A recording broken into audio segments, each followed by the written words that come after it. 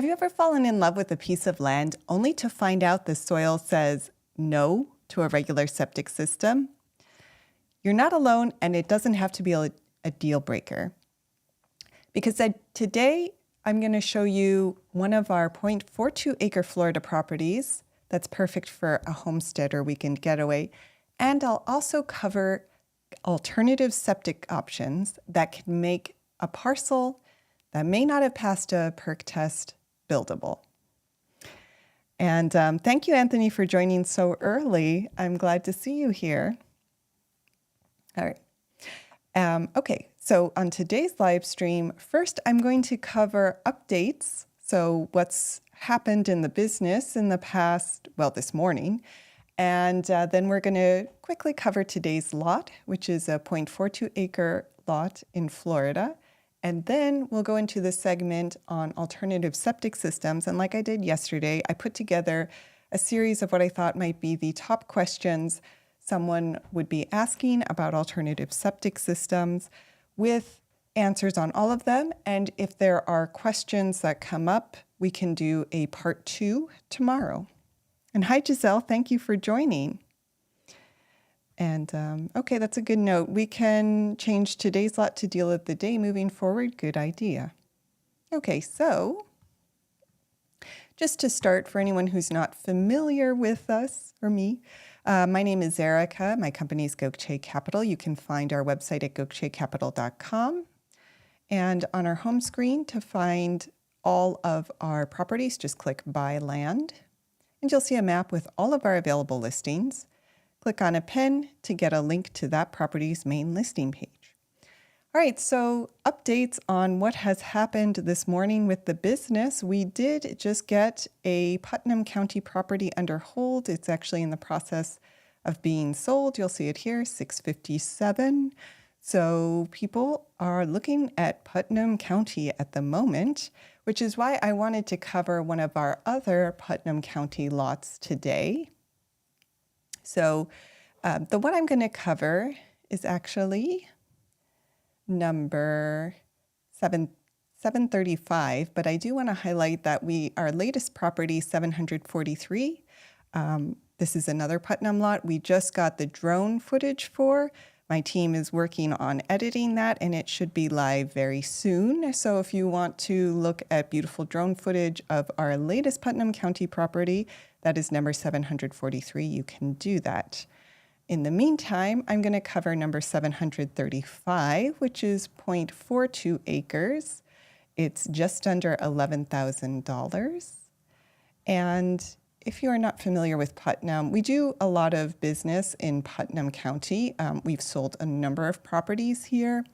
It's a popular area because it's still a very affordable place to buy land, and the regulations are fairly light. And so Putnam County is in central North Florida, not too far from Jacksonville. I like to say that because this is the central part, you don't get as much flooding as on the coast, which is nice. You can see, too, that there is a lot of recreational area in the nearby vicinity, state conservation areas, state forest. So you get some of the nice rural Florida feel here. And this is a residential area very close to a lake, which is nice as well. I believe there's decent fishing around here. And it is off of a main road. People have been building here. It's still fairly rural. You get some privacy, but construction's going on. A number of people have been able to build homes here. And we do have nice drone footage of this lot. So you can see the edited photos here. Here's the main road. Power lines are nearby. You're also only about 5 minutes to town. Because in case you need amenities, a few questions my team is calling out. So in Putnam County, why is it so popular? Mainly because it's still very affordable, but still, like most of Florida, in the path of progress, so to speak. There's economic development going on. Like, for example, the local chamber is actively working to bring in over 750 new jobs and over $500 million in capital investment through their Elevate Putnam initiative. Actually, another interesting fact is Putnam was named Florida's #1 job generator per capita in 2024. So it's seeing major private investment. But despite all that, it is still pretty affordable, and there's a lot of fairly rural land for anyone who's interested in kind of more homestead type homes. Many areas, not every area in Putnam County, but many zoning districts in Putnam County do allow mobile homes. This particular lot, I believe, is in a district that doesn't allow that, but we do have other Putnam properties that are in districts that allow mobile homes. But RVs are not allowed according to our research. So that is an important point. Another important point is that many of these lots would require a septic system. All right. But if you want to quickly take a look at our nice drone footage of this property, you can see the surrounding area. Someone actually built what looks like a pretty big home nearby. So that's a potential option. And we'll have more drone footage on our latest properties, as I mentioned earlier, coming up soon. All right. So that covers latest updates, today's lot. Let's go into alternative septic systems. So to start out, when you are building in a rural area, you often need a septic system. And many counties require a percolation test or a similar soil study before they will issue a septic permit. So what is a perk test? Basically, it is a test of how quickly water drains through your soil. And depending on your soil scientist and how much you're paying, a perk test might just capture one part of a property. It might capture multiple areas. And that's important because even on a smaller lot, the soil can actually vary. So sometimes when a perk test fails, you just need to test another part of the soil. But what does it mean if my land fails a perk test? So like I said, a perk test checks how quickly water drains through your soil. If it quote unquote fails, it means that the soil doesn't drain fast enough for a conventional septic system to work. Which gets into a question of what exactly is a septic system? I think many of us are familiar with it, but do we actually know what it entails? So there are two main parts of a septic system. There is the septic tank, and then there's the drain field. And a septic tank is a kind of light filtration system you can see here. It's basically filtering out most of the solids from your wastewater. So it does some light filtration of all wastewater before distributing it to your drain field. And you can see the setup here. So here would be the septic tank, and then it distributes to drain field, which is kind of a fancy word for a series of perforated pipes. You have these long pipes that you distribute through an area in your backyard. Those pipes slowly distribute the water into the soil. And this is the reason you do a perk test, because the soil is doing most of the filtration for your wastewater.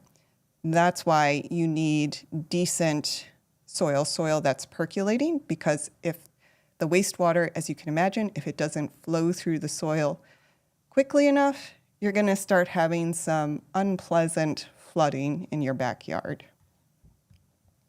All right, so what happens, this is a conventional system that I showed you. What happens if you get a perk test done and it's saying your soil doesn't drain quickly enough for you to be able to install a conventional system? Are you out of luck? The short answer is no, you are not. There are alternative septic systems that are designed to work in various soil types that quote unquote fail for a conventional septic system. There are a number of them. I'm going to go over at a high level a few of them today, the ones that I've heard as being the most common, but we can do another segment with additional systems or a deeper dive in any one of these if it would be helpful. All right, so what are some of the main alternatives? I will start with a mound system. And it's important to note that these systems, a lot of these are alternative drain fields. So, but some of them are alternatives to the traditional septic tank. And we can, clarify those differences as we go over them. Anyway, a mound system usually is used, and then a quick question, why does it not mess up the groundwater if the wastewater is going back to the ground? Well, that's an important point. In areas, that's the reason why high water table will also often cause a perk test to fail, because basically the soil's filtering the water, right? So if you have enough depth to the soil, the wastewater will be treated by the time it gets to the groundwater. But if there's not enough of that soil depth, you're not getting the filtration. And then it can actually contaminate the groundwater. It's also another side note here is that there are some counties, like Florida has some areas where they basically say no to a conventional system across the board because of concerns around high organic levels already in place in the water. So it is true that the soil is going to filter a lot of stuff, but sometimes when you have a lot of septic systems in one area, you're still going to get high organic matter or nitrogen filtering into the groundwater, and then counties might put in place additional regulations for increased filtration. So like one of these more robust systems that provides more filtration before the wastewater goes into the ground. Okay, so a mound system is one alternative system that I often hear talked about. It is used in areas with very shallow soil, high groundwater. So basically, you only have a tiny bit of usable soil that can filter the water that's coming from your drain field. So what you do is, as the name would suggest, you create a mound of imported soil that adds some additional soil layer to increase the filtration through the soil. All right, it's also called a raised sand bed. So it's a fairly simple concept. You can see how it's working here. You can still sometimes connect it to a traditional septic tank. The key thing to understand is that there is going to be some mechanical component to it, because there's a pump that's raising up the drain field, right? Because your septic tank is below the ground, and then you have this raised mound, so you have to raise the water up. That means you need a pump. That means you have a mechanical system to it. And as you can see, it's a mound, so there is going to be a visual impact to your yard when you're installing a mound system. Now, another common alternative is an aerobic treatment system. I'm actually going to get to that question in a second. So let me just cover ATUs. These are called ATUs. This is actually an alternative to the septic tank. So it can sometimes be connected to a traditional drain field. Sometimes it needs to be coupled with an alternative drain field type like a mound system. So aerobic treatment unit, what does that mean? Basically, you are adding oxygen into the septic tank to increase provide more bacteria growth within the tank, to increase the amount of filtration that's happening within the septic tank before the wastewater leaves into the drain field and into the soil. And that's a good question, Giselle. This is not a cesspool. Actually, none of these systems are cesspools in the traditional term. A cesspool is actually illegal in many areas. I know Hawaii, for example, still has a lot of legacy cesspools, but most areas of the US do not allow them anymore because a traditional cesspool actually does almost no filtration. You're just kind of dumping your waste into the ground. And I think we can all understand why that might not be ideal. So every one of these systems provides far more filtration than a traditional cesspool. Okay, so this is the aerobic treatment unit. It is almost like a small wastewater treatment plant. So because the oxygen is being introduced into the system, you're getting more bacteria that is providing a much higher level of filtration. That means that when you add this kind of unit, you can make soils that are less than ideal work because they have to do less filtration. The other instance where you'll often see an ATU used is when you have very small area. So like you have a very tiny lot, you can't fit in a big drain field. You'll put one of these in and then use a smaller conventional drain field because since you're treating the water more, you need less area to distribute that water because it needs less filtration through the soil. So this is a common alternative. It is a little more expensive because it is a mechanical unit.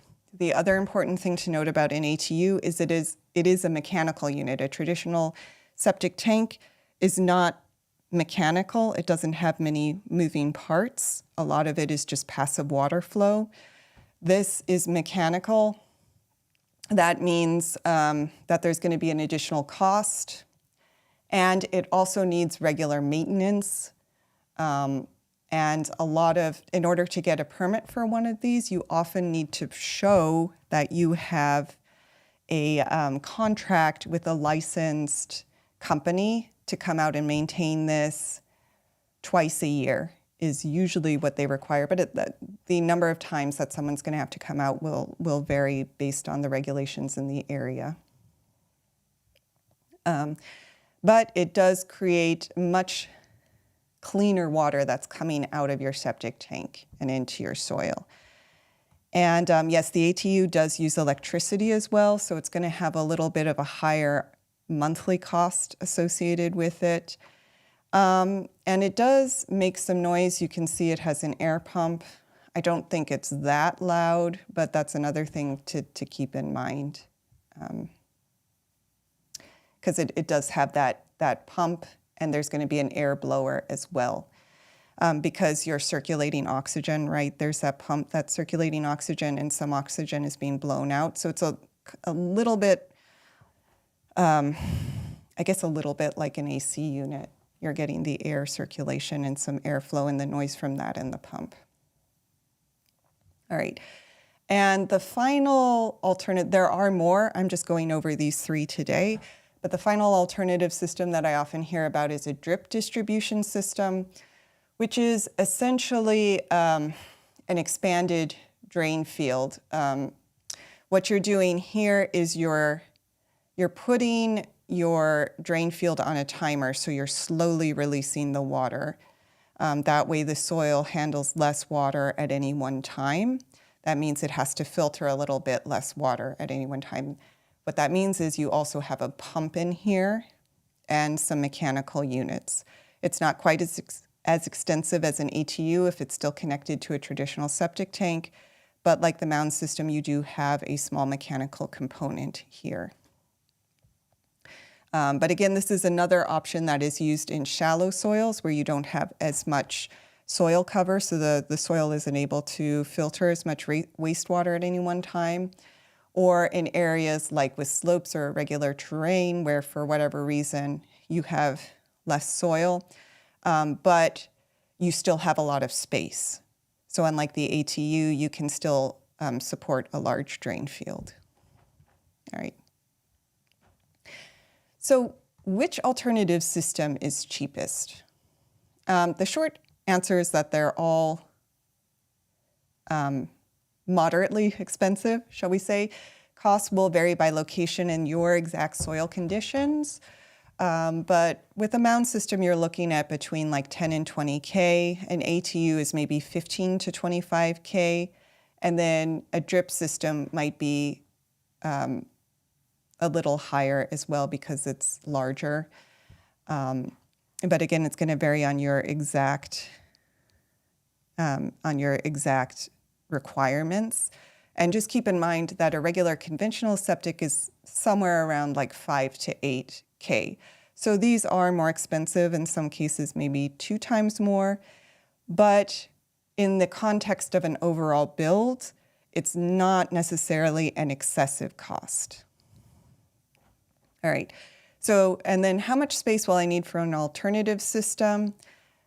As you may have guessed from looking at some of these, like the mound system and the drip system, a lot of these require more space than a conventional system. The exception might be when you're putting in an ATU, which is often used when you have a small amount of space. Do alternative systems last as long as regular ones? Yes, but you do need to maintain them correctly. So like, for example, that ATU, it's going to need at least annual maintenance in order to make sure it lasts the 20 to 30 years that you typically are looking at with a septic system.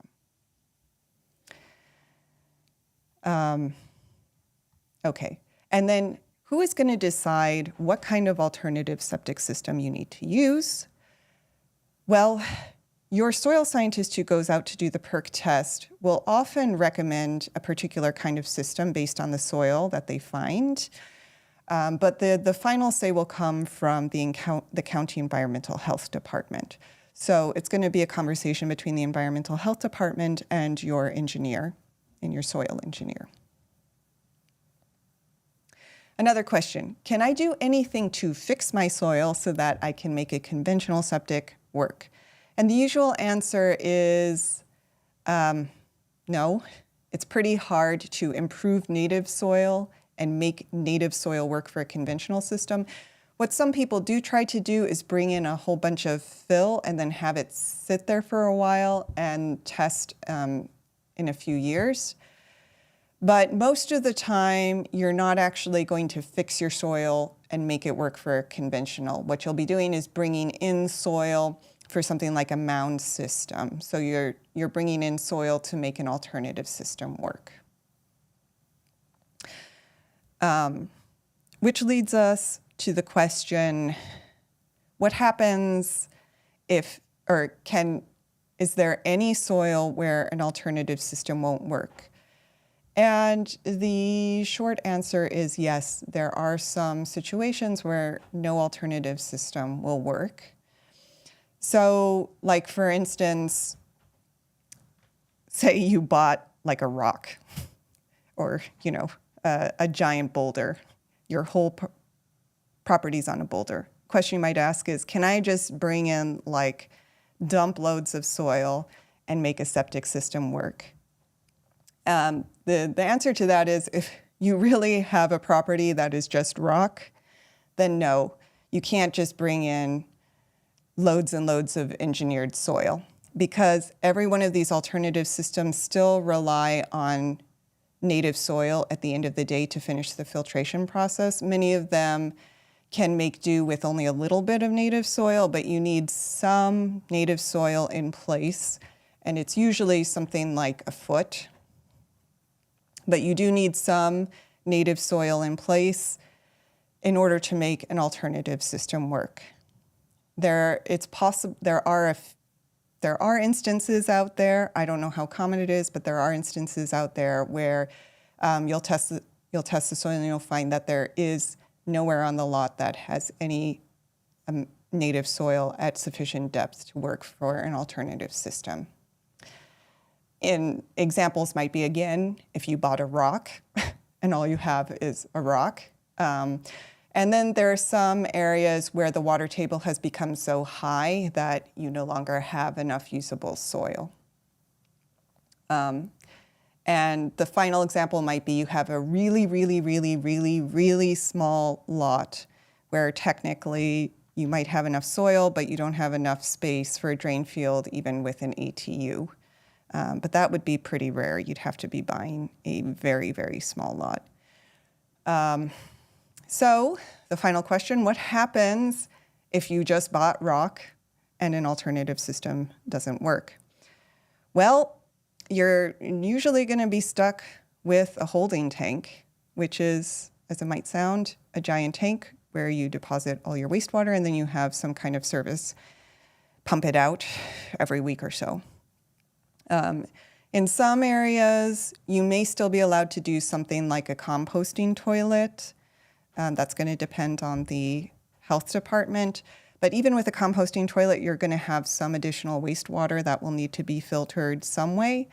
So you'll have to think about alternatives for things like shower water and, your dishwashing water. But there are things like, engineered wetlands, or essentially like a gray water garden that you can use in those instances. And then Giselle, heavy clay soil is another classic problem. So in those instances, you're usually hoping for about a foot of, non-clay soil on top of the clay. So, yep. All right, so that covers just a short overview of alternative systems. I'm happy to go over any of these more in depth. Actually, while I'm on here, I just want to call out one other system that I think is pretty cool. It's a little more extensive, so it would be more of a passion project for someone who really likes kind of a native solution to human problems, or pairing a restoration project with a building project. But you can construct a wetland and have a wetland filter your wastewater. That's something that people are looking at. And because wetlands are incredible filtration systems, that's why a lot of areas are actually looking at trying to restore wetlands to protect against things like flooding and also deal with contaminated water. So wetlands are wonderful. There's a reason they're often regulated. And if you wanted to, as a passion project, you could create a wetland in your backyard and have it filter your waste.